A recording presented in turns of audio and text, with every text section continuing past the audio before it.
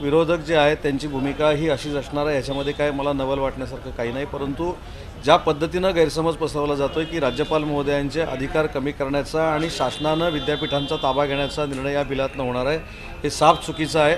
आणि कुलपतीच्या पोस्टिंगमुळे जो काय वादंग निर्माण करण्याचा प्रयत्न केला जातो तो देखील चुकीचा आहे। देशाच्या अनेक राज्यांमध्ये कुलपती ही पोस्ट आहे। महाराष्ट्रामध्ये देखील कृषी विद्यापीठाला कुलपती ही पोस्ट आहे, आरोग्य विज्ञान विद्यापीठाला देखील कुलपती ही पोस्ट आहे। उलट या सगळ्या विद्यापीठांना कुलपती ह्या पदाला काही अधिकार दिलेले आहेत। आम्ही जे कुलपतीपद क्रिएट केलेलं आहे त्याला कुठचाही अधिकार नाही। जो असा सांगितलं जातं की त्याला फार मोठे अधिकार आहेत, त्याला कसलाही अधिकार नाही। अधिकार फक्त एवढाच आहे की सभा ज्यावेळी असेल आणि राज्यपाल महोदय ज्यावेळी गैरहजर असतील त्यावेळी त्यांच्या परवानगीनं ते बसू शकतात, एवढा फक्त त्याच्यामध्ये बदल आहे। आणि आपल्याला माहीत असेल की डॉक्टर बाबासाहेब आंबेडकर मराठवाडा विद्यापीठ असेल किंवा शिवाजी विद्यापीठ असेल, इथे जे काही प्रकार घडलेले आहेत याची फक्त माहिती मागवण्याचा अधिकार हा कुलपतींना आहे। राज्यपालांचा कुठचाही अधिकार किंवा कुलगुरूंचा कुठचाही अधिकार आम्ही हिरावून घेतलेला नाही, हे मला स्पष्ट पद्धतीनं सांगायचं आहे। त्या बिलाची कॉपी देखील मी आपल्याकडे देईन, त्याच्यात हे स्पष्ट केलेलं आहे की कोणाचे अधिकार आम्ही काढून घेतलेले नाही। आपल्याला भाजपचे किंवा दीक्षांत समारंभ असेल त्याच्या अध्यक्षपदाची हवा आहे अशा पद्धतीने विरोधक देवेंद्र फडणवीस बोलतात, काय सांगता? शेवटी विरोधक जर समर्थन करणार असतील तर त्यांना देखील हे बिल पटलंय अशा पद्धतीचा एक मेसेज जाईल। त्याच्यामुळे चांगल्या बिलाला विरोध करणं हे सिस्टीम आहे लोकशाहीतली, आणि म्हणून मला असं वाटतं की अधिसूचना असेल किंवा जे काही प्रो चान्सलर पद क्रिएट केलेलं आहे त्याच्यामध्ये असा एक संभ्रम निर्माण केला जातो आहे की कुलपतींचे अधिकार काढून घेण्यात आलेले आहेत किंवा कमी करण्यात आलेले आहेत। असे कुठचेही अधिकार कमी करण्यात आलेले नाहीत। आणि सिनेट मिटिंगला कुलपती जाऊन बसणार आहेत हे देखील जे काही सांगितलेलं आहे हे फार चुकीचं आहे। असं कुठेही म्हटलेलं नाही। राज्यपाल महोदयांच्या अनुपस्थितीमध्ये पदवीदान जो समारंभ असतो त्याला कुलपती जाऊ शकतो, एवढंच त्याच्यामध्ये नमूद केलेलं आहे। आणि ज्या गोष्टी काय आहेत विद्यापीठातल्या त्याच्यातली माहिती फक्त गोळा करू शकतो। कुलपतींसारखा बाकी कुठचाही हस्तक्षेप विद्यापीठामध्ये कुलपती करू शकत नाही, ही कायद्यामध्ये तरतूद आहे।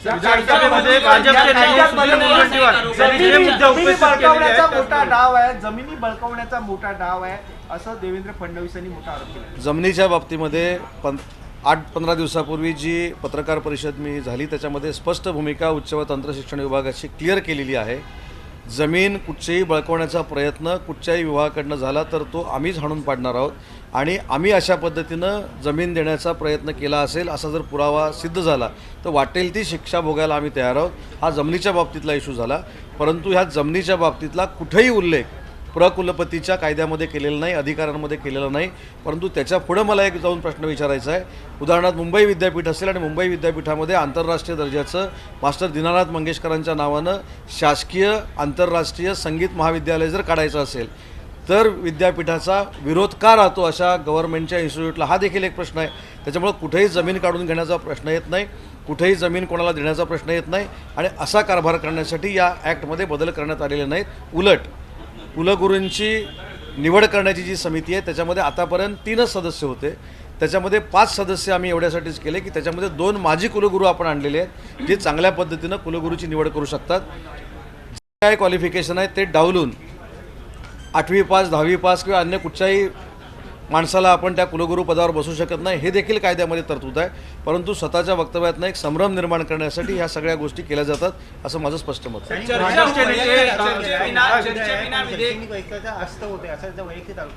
वैयक्तिक आरोप केला म्हणून मला काही जखमा झाल्या नाही। शेवटी हे विधायक मंजूर केल्यानंतर एवढं का झोंबलंय ह्याचा देखील विचार सगळ्यांनी करणं गरजेचं आहे। मला असं वाटतं की कुठचाही राजकीय हस्तक्षेप विद्यापीठामध्ये होणार नाही याची पूर्ण दक्षता ही संपूर्ण विधेयकामध्ये घेतलेली आहे, अमेंडमेंटमध्ये घेतलेली आहे। दुसऱ्या महत्त्वाच्या गोष्टी ज्या आहेत, फक्त एकाच गोष्टीवर बोललं जातं।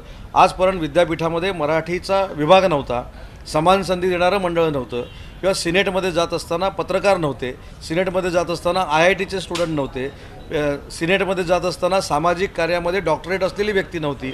अशाचा अंतर्भाव देखील आणि समाजातल्या प्रत्येक घटकाचा अंतर्भाव या कायद्यामध्ये अमेंडमेंट करताना केलेला आहे। आणि हे धोरण कोणाचं आहे? हे धोरण काय महाराष्ट्र सरकारचं नाही, हे धोरण सेंट्रल गव्हर्नमेंटचं आहे। सेंट्रल गव्हर्नमेंटनं न्यू एज्युकेशन पॉलिसी जी जाहीर केलेली आहे त्याच्यामध्ये स्पष्ट असा उल्लेख आहे की ज्या ज्या घटकांना आजपर्यंत वंचित ठेवण्यात आलं त्या प्रत्येक घटकाला ह्या संपूर्ण प्रोसेसमध्ये तुम्ही घेतलं पाहिजे, हे केंद्र शासनानं जी न्यू एज्युकेशन पॉलिसी घेतलेली आहे त्याच्यामध्ये लिहिलेलं आहे। आणि दुसरी महत्त्वाची गोष्ट आहे की उत्तर प्रदेशमध्ये प्रकुलपती कोण आहेत, कर्नाटकचा कायदा कसा आहे, मध्य प्रदेशचा कायदा कसा आहे, केरळचा कायदा कसा आहे, या सगळ्या कायद्याचा अभ्यास करून सुखदेव थोरात समितीनं हा अहवाल आमच्याकडे दिलेला होता. आणि सुखदेव थोरात समिती ही फक्त काय मुंबईमध्ये बसून त्यांनी अहवाल तयार केला नाही. या समितीमध्ये 2 आजी कुलगुरू होते, या समितीमध्ये 2 माजी कुलगुरू होते, शिक्षणतज्ज्ञ ह्याच्यामध्ये होते. मी असं म्हणत नाही की सगळंच ज्ञान त्यांना आहे, परंतु चर्चा करायला दिली नाही हा मला असं वाटतं की दावा चुकीचा आहे. ज्या पद्धतीनं चर्चा होत होती ते चर्चेला वाव दिलेला होता आणि त्याच्यानंतर तो गोंधळ निर्माण झाला. त्याच्यामुळं कदाचित चर्चेला वाव आम्ही दिला नाही असं कोणतरी म्हणत ज्या होतं. पद्धतीनं ज्या बघायला गेलं की या- आरोग्य विभागाच्या परीक्षा घोटाळ्यांचा समोर आलं किंवा माडाचं असेल, त्या पद्धतीनं उद्या विद्यापीठांमधून फेक डिग्र्या देखील वाटल्या जातील आणि तसा भ्रष्टाचार होऊ शकतो अशा पद्धतीनं फडणवीस म्हणाले. अभ्यास न करणाऱ्या विद्यार्थ्याला डायरेक्ट एक सर्टिफिकेट एक महत्त्वाची गोष्ट अशी आहे की गेली कित्येक वर्ष विद्यापीठं महाविद्यालयं महाराष्ट्रातल्या संस्था प्रायव्हेट युनिव्हर्सिटी किती चांगलं रेप्युटेशन ठेवून वागत आहेत हे आपल्या सगळ्यांना माहिती आहे, महाराष्ट्राच्या जनतेला माहिती आहे. राजकारणासाठी राजकारण करण्यापेक्षा हा जो कायदा झालेला आहे, माझा प्रश्न असा आहे की हा कायद्यामध्ये अमेंडमेंट झाली. या कायद्यामध्ये अमेंडमेंट असताना जर 3ची समिती 2 माजी कुलगुरूंना घेऊन जादा बनवलेली आहे तर त्याच्यामध्ये काय चूक आहे. जर सगळ्या समाजातल्या घटकांना न्यू एज्युकेशन पॉलिसीमध्ये प्राधान्य द्या म्हणून सांगितलं आहे, ते प्राधान्य दिलं तर त्याच्यामध्ये काय चूक आहे. आणि म्हणून मला असं वाटतं की समान संधी देण्याचं मंडळ आम्ही त्याच्यामध्ये स्थापन केलेलं आहे, तर त्याच्यामध्ये काय चूक आहे. आणि म्हणून मला असं वाटतं की याच्यामध्ये भविष्यामध्ये अजून काही सूचना असतील त्या आम्ही नक्की स्वीकारू, परंतु हे विधेयक जे आहे ते देखील न्यू एज्युकेशन पॉलिसी चांगल्या पद्धतीनं या ठिकाणी अंमलबजावणी करण्यासाठी आणि विद्यार्थ्यांना केंद्रबिंदू मानून आणि विद्यापीठ आणि शासन ह्याच्यामध्ये चांगला समन्वय राहावा यासाठी केलेलं विधेयक. सुधीर मुनगंटीवार यांनी विधानसभेमध्ये जे मुद्दे उपस्थित केले त्यावरनं मोठा गदारोळ झाला, गोंधळ झाला. मी तेच सांगितलं ना, सुधीर भाऊंनी जे काय मुद्दे उपस्थित केले कदाचित त्यांचा गैरसमज असेल. केंद्र शासनानं जी न्यू एज्युकेशन पॉलिसी केली ही कुणी केली, केंद्र शासनानं केली. केंद्र शासनानं कधी केली ही काय 15 वर्षापूर्वी केली नाही. नरेंद्र मोदी साहेबांचं सरकार आल्यानंतर 2 वर्षापूर्वी या समितीचं काम सुरू झालं आणि 6 महिन्यापूर्वी न्यू एज्युकेशन पॉलिसी या देशामध्ये लॉन्च झाली. त्याच्यानंतर त्या न्यू एज्युकेशन पॉलिसीमध्ये असं लिहिलेलं आहे की सुप्रीम कोर्टानं जजमेंट दिलेले जे सगळे वंचित घटक आहेत त्यांना सगळ्या राज्य शासनाच्या आणि केंद्र शासनाच्या प्रत्येक कमिट्यांमध्ये घेतलं पाहिजे.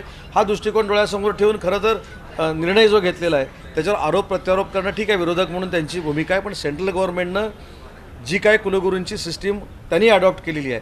आता सेंट्रल गव्हर्नमेंटची काय सिस्टीम आहे तर सेंट्रल गव्हर्नमेंटची देखील सिस्टीम अशी आहे की जी रिसर्च कमिटी आहे त्याच्याकडनं केंद्र शासनाकडे म्हणजे मंत्रालयाकडे ते सगळी नावं येतात, त्याच्यातली नावं व्हिसिटरकडे जातात आणि प्रेसिडेंट व्हिसिटर म्हणून ती नावं त्याच्यातलं एक नाव जाहीर करतात.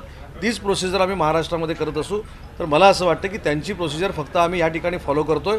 आमची प्रोसिजर जर चुकत असेल तर केंद्र शासनाची देखील प्रोसिजर कदाचित चुकली असण्याची शक्यता आहे असं या सगळ्यांचं म्हणणं आहे. आंदोलनाची मोर्चाचे आवाहन केलेले जानेवारीच्या पहिल्या आठवड्यामध्ये या विधेयकाविरोधात. तर त्यांनी काय करावं, शेवटी ते सरकारमध्ये नाही आहेत, सरकार म्हणून हा आम्ही निर्णय घेतलेला आहे. त्यांनी काय करावं हा शेवटी त्यांच्या पक्षाचा त्यांच्या भूमिकेचा प्रश्न आहे. त्यांनी सांगितलेल्या भूमिकेवर मी माझं कसं काय वक्तव्य करू शकतो. परंतु ॲक्टमध्ये जी अमेंडमेंट केलेली आहे ती कुठच्याही राजकीय दृष्टिकोन डोळ्यासमोर ठेवून केलेली नाही. भाजप आंदोलन करण्याच्या प्रयत्नामध्ये आहे. जानेवारीच्या पहिल्या आठवड्यापासून प्रत्येक विद्यापीठामध्ये भाजप आंदोलन करणार असल्याची घोषणा देखील केली आहे त्यांनी. तर मी आताच सांगितलं की त्यांची भूमिका त्यांनी काय घ्यावी हा त्यांच्या पक्षाचा प्रश्न आहे. आम्ही आमचा कॉन्शियस क्लिअर ठेवत कुठचंही राजकीय हस्तक्षेप होणार नाही याची दक्षता ह्या अमेंडमेंटमध्ये घेतलेली आहे. त्याच्यामुळे कदाचित त्यांचा गैरसमज झाला असेल म्हणून कदाचित ते आंदोलनाची भाषा बोलत असतात. सर, आप हिंदी में बताइए कि यूनिवर्सिटी अमेंडमेंट बिल को लेकर विपक्ष आरोप लगा रहा है कि विश्वविद्यालयों में हस्तक्षेप करने का सरकार का प्रयास हो रहा है. राज्यपाल के राइट्स नहीं, राज्यपाल के जो राइट्स है उसमें कुछ भी कमी नहीं की है. कहाँ भी पॉलिटिकल इंटरफेरेंस विद्यापीठ में नहीं रहेगा. ये जो अमेंडमेंट की है एक्ट में उसमें सिर्फ कुलगुरु की सिलेक्शन कमेटी बढ़ा दी गई है. उसमें 2 लोग ज़्यादा डाले हैं, वो भी एक्स वाइस चांसलर है. मेरे ख्याल से ये जो सिस्टम है वो हमने सेंट्रल गवर्नमेंट की ही अडॉप्ट की है, इसलिए उसमें कुछ भी पॉलिटिकल इन्फ्लुएंस यूनिवर्सिटी पे रहेगा ऐसी कुछ बात नहीं है. आपने कहा कि बाकी राज्यों में बाकी विभागों में नहीं, बाकी राज्यों में यानी यहाँ जो अपना मेडिकल यूनिवर्सिटी है उसका भी प्रो चांसलर मिनिस्टर है. एग्रीकल्चर यूनिवर्सिटी है उसका भी प्रो चांसलर मिनिस्टर ही है।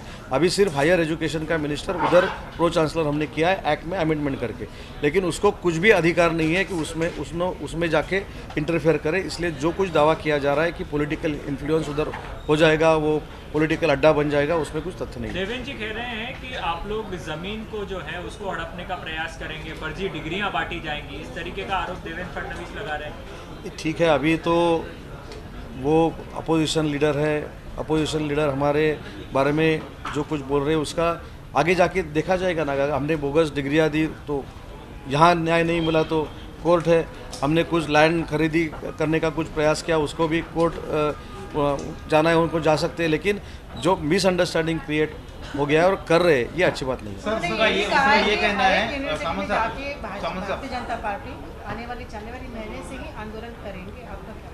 नहीं, वो अपोजिशन लीडर है, वो भाजपा के लीडर है, उन्होंने क्या करना है क्या करना नहीं है उसके बारे में मैं बोलना उचित नहीं है।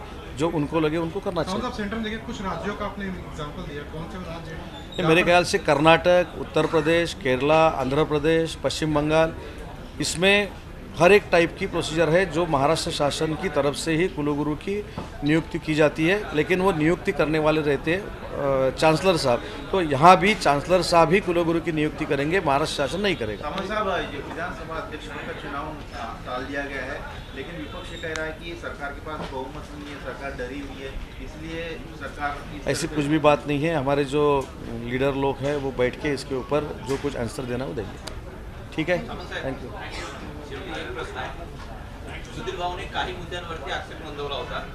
या अधिवेशनात हे विधेयक रेटून घेऊ नका, पुढच्या अधिवेशनात याच्यावर सखोल चर्चा करून याच्यावर विचार करू, याबद्दल काय सांगा?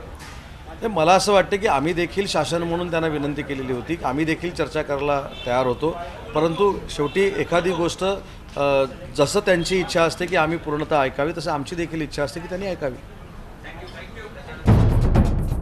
सह्याद्रीची उंची म्हणजे